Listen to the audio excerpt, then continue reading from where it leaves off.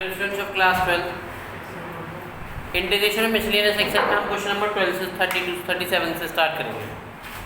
Question number 37 में दे रखा है हमें 0 से लेके कहाँ तक पाई बाय 2 तक। sin क्यूब x और dx, ठीक है, sin cube x into dx, limit है 0 से लेके पाई बाय 2। तो इसमें क्या होगा हमारे पास sin क्यूब x का इंटीग्रेशन वैसे नहीं होता। तो sin क्यूब x का इंटीग्रेशन मैंने आपको सिखाया था एक्सरसाइज 7.3 में कैसे होता है। देखो हमारे पास sin x की आइडेंटिटी होती है p sin x माइनस का 4 sin क्यूब x, जो हो जाएगा 4 sin cube x equals to 3 sin x minus के sin 3x। तो sin क्यूब x की वैल्यू कितनी आएगी 3 sin x माइनस के sin 3x अपॉन कितना आएगा 4, क्योंकि देखो sin square x sin cube x के इंटीग्रेशन होते नहीं कभी भी। sin क्यूब x की वैल्यू रखेंगे हम, किससे रखेंगे वैल्यू sin 3x के फॉर्मूले में। वैल्यू आएगी 3 sin x माइनस के sin 3x अपॉन कितना आएगा 4। अब हमारे पास sin x का इंटीग्रेशन होता है, sin x का इंटीग्रेशन कितना होता है माइनस के cos x, और sin 3x का कितना होगा minus cos 3x upon 3। Integration कर देंगे, लिमिट पुट कर देंगे। ये आ गया आपका 0 to pi by 2 3/4 sin x dx minus 1/4 0 to pi by 2 sin 3x और dx। तो sin x का इंटीग्रेशन कितना होता है cos x होता है, माइनस cos x 0 टू कितना आएगा पाई बाय 2 माइनस के 1/4, माइनस होता है तो बाहर प्लस हो जाएगा cos 3x 0 टू कितना आएगा पाई बाय 1/4, तो कॉमन ले लो बाहर, इसमें से यहाँ बचा 3 minus sin cos pi by 2 0 होता है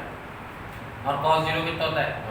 upper limit minus lower limit, तो बाहर माइनस है तो प्लस आ जाएगा cos 0 प्लस 1/4 तो बाहर जा चुका, यह आ जाएगा आपका upper limit cos 3x by 2 cos 270 minus cos 0। cos 270 कितना होता है -1 होता है, cos की odd multiple of pi by 2 cos 270 plus 0, 270 पे चेंज होगा sin 0 होता है, सॉरी, यह आ गया 1/4, यह आ गया 3 माइनस के 1, यह आ गया 0 प्लस 1, यह आ गया आपका 0 और यह आ गया माइनस, क्या आ जाएगा आपका 1, 3 माइनस 1 कितना आएगा 2/4। आंसर कितना आ गया, आंसर चेक कर लेते हैं, आंसर तो दे ही रखा शायद इसका 2/3 है, इसमें आंसर आ रहा है 2/3। मिस्टेक ये करिए कि sin 3x का इंटीग्रेशन cos 3x होता है, जाएगा cos 3x अपॉन 3, माइनस होता है ना, माइनस माइनस तो प्लस हो गया, बाहर 3 आएगा, 1/4 बाहर आ गया तो 1/3 आएगा, तो आएगा माइनस के 1/3, तो ये आएगा आपका आंसर 1/4 3, और ये कितना आएगा माइनस के 1/3, क्योंकि ये आएगा आपका 1/3 यहाँ पे, तो 3 या 9 माइनस 1 कितना आएगा 8/3, और 4 2 8, तो आंसर कितना आ गया 2/3। आंसर तो इसमें दे ही रखा है, प्रूफ करना था 2/3, ठीक है। कुछ नहीं किया, sin क्यूब x की वैल्यू निकाली मैंने, वैल्यू पुट कर दी, sin x का इंटीग्रेशन माइनस cos x, इसका माइनस cos 3x अपॉन 3, ये 3 भूल गया था, इसकी वजह से आंसर मिस्टेक आ रहा था। आगे अब आंसर आ गया आपका 2/3, ठीक है। नेक्स्ट क्वेश्चन करेंगे, क्वेश्चन नंबर 38। नेक्स्ट क्वेश्चन करेंगे क्वेश्चन नंबर 38। अब 38 में मैंने दे रखा है 10 क्यूब x, लेकिन 10 क्यूब x की वैल्यू हम 10 3x के फॉर्मूले से नहीं निकालेंगे। 38 में आपको दे रखा है 0 से पाई बाय 2 10 क्यूब x, 10 3x का फॉर्मूला होता है हमारे पास 3 10x माइनस के 10 cube x upon 1 minus 3 10 square x। तो हम 10 क्यूब x की वैल्यू इस फॉर्मूले से निकालेंगे तो बहुत टिपिकल आ जाएगा। क्या करेंगे हम 10 क्यूब x को लिखेंगे 0 से पाई बाय 2, इसको लिखेंगे 10x into 10 square x, 10x into 10 square x। अब 10 स्क्वायर x को लिखूंगा मैं sec square x minus 1। 10 cube x को क्या लिखा हमने 10x इंटू 10 स्क्वायर x,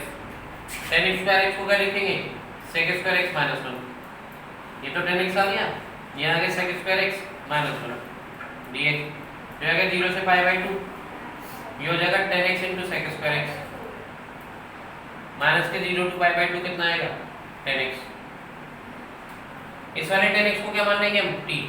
क्योंकि 10x का डिफरेंशियल कितना रखा हुआ है सेक स्क्वायर एक्स, तो पहले वाले में 10x को हम t मान लेंगे, क्योंकि 10x का डिफरेंशियल होता है sec square x dx equals to dt। ठीक है, 10x का डिफरेंशियल कितना आएगा sec square x dx, limit भी चेंज होगी, x 0 है तो t कितना आएगा tan 0, tan 0 कितना होता है 0, x पाई बाई 2 है तो t कितना आएगा tan पाई बाई 2,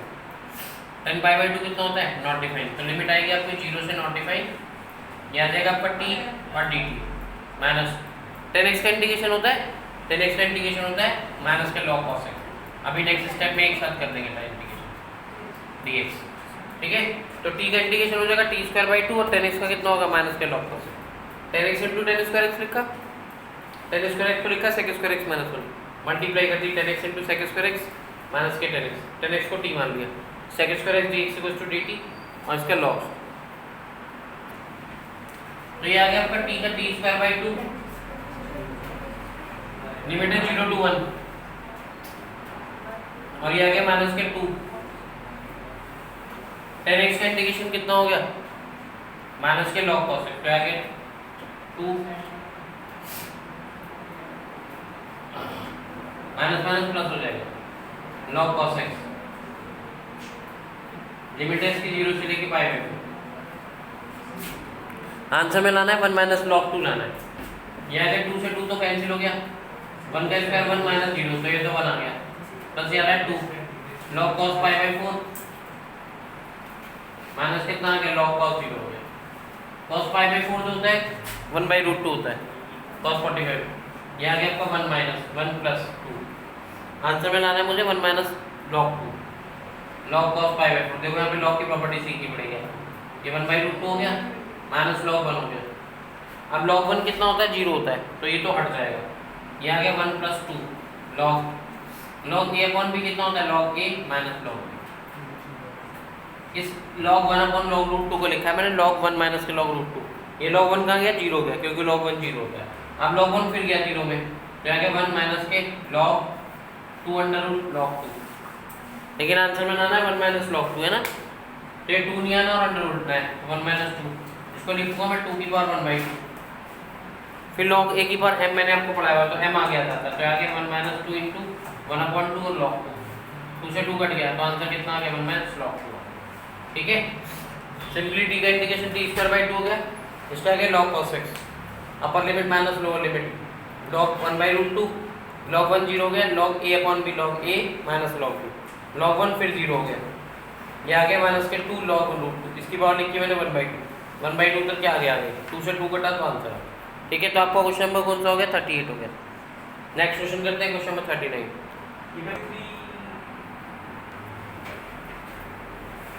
39 क्वेश्चन में साइन इनवर्स एक्स दे रखा है 0 to 1 sine inverse x,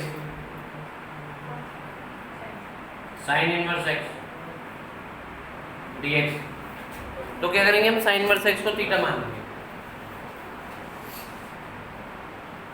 sine inverse x को क्या मान लेंगे theta, sine inverse x equals to theta, तो x इक्वल्स टू कितना हो गया साइन थीटा, क्वेश्चन थीटा में चेंज होगा तो dx भी चेंज होगा, differentiate with respect to theta, तो dx अपॉन d थीटा कितना आएगा साइन थीटा का डिफरेंशियल cos थीटा, तो dx इक्वल्स टू कितना आ गया cos थीटा और d थीटा, तो dx की जगह ये लिखो और sin इनवर्स x की जगह लिखो ये, तो आ गया आपका theta cos theta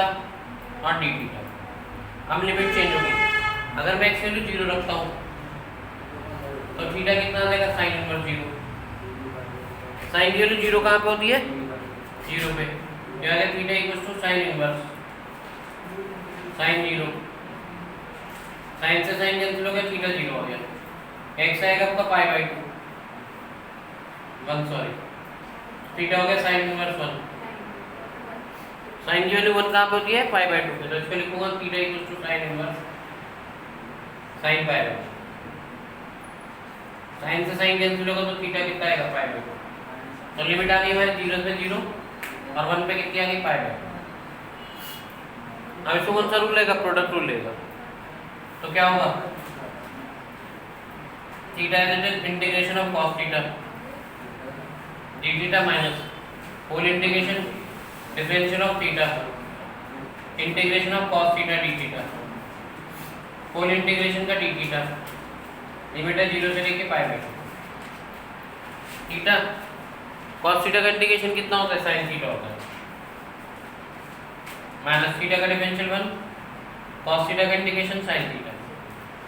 d theta 0 to pi by. फिर साइन थीटा का इंटीग्रेशन करूंगा कितना आएगा, माइनस के कॉस थीटा आएगा, तो आएगा जी थीटा साइन थीटा प्लस के कॉस थीटा, जो कि माइनस होता है ना। अब इसमें क्या लगाएंगे, अपर लिमिट माइनस लोअर लिमिट, तो आ जाएगा pi by 2 sine pi by 2, पहले मैंने पाई बाई 2 रखा तो आएगा pi by 2 sine pi by 2 plus cos pi by 2, ये तो हो गई अपर लिमिट। लोअर लिमिट पे कितना आएगा 0,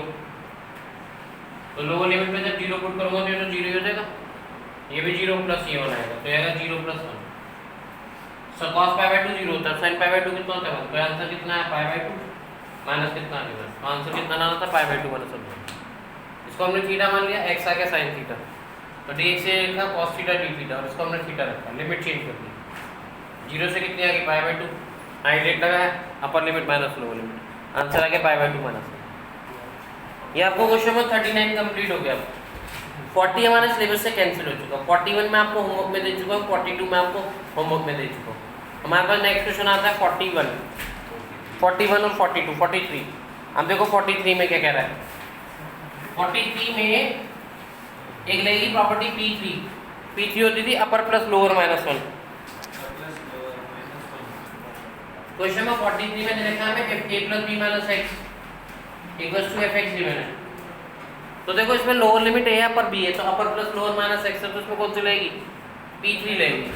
तो इसको I मान लो और इसमें P3 अप्लाई कर दो, a टू बी इसको I मान लो, a to b a plus b minus x f a plus b minus x और dx। ठीक है,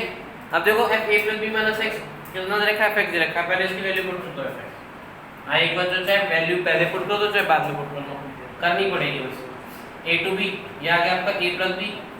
माइनस एक्स, इसी को देख के मुझे पता लगा कि मैं इसमें P3 लगाऊंगा fx। अब इसमें कैसे करूंगा मैं, a प्लस बी अलग कर लूंगा, माइनस एक्स अलग कर दिया, अब इसकी मल्टीप्लाई कर दूंगा, i इक्वल टू आ जाएगा a to b a plus b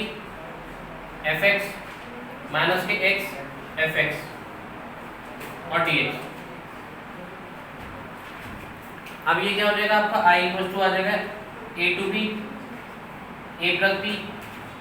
fx और dx, इसको भी अलग कर लो a to b x fx और dx। इसको क्या माना हुआ आपने, i माना हुआ, इसकी जगह क्या लिखूंगा i, तो आ गया i equal to a plus b, बाहर आ गया a टू बी fx और dx, माइनस कितना आ गया i इधर आके कितना हो जाएगा 2i, तो 2i इक्वल टू आ गया a plus b upon 2 a to b fx और dx, ये 2 नीचे आ गया, तो इसका डी ऑप्शन सही है। ठीक है, पहले P3 अप्लाई करी, इसकी जगह मैंने fx रख दिया, अंदर मल्टीप्लाई करी, इसको i लिख दिया, i इधर आके 2i हो गया, तो 2i 2 नीचे चला गया वो, या 2i मान लो। नेक्स्ट स्टेप हो जाएगा i equal to a plus b upon 2 a to b fx dx, तो इसका ऑप्शन आ रहा है आपका डी करेक्ट। ठीक है, नेक्स्ट वीडियो में कंटिन्यू करेंगे। Clear, thank you.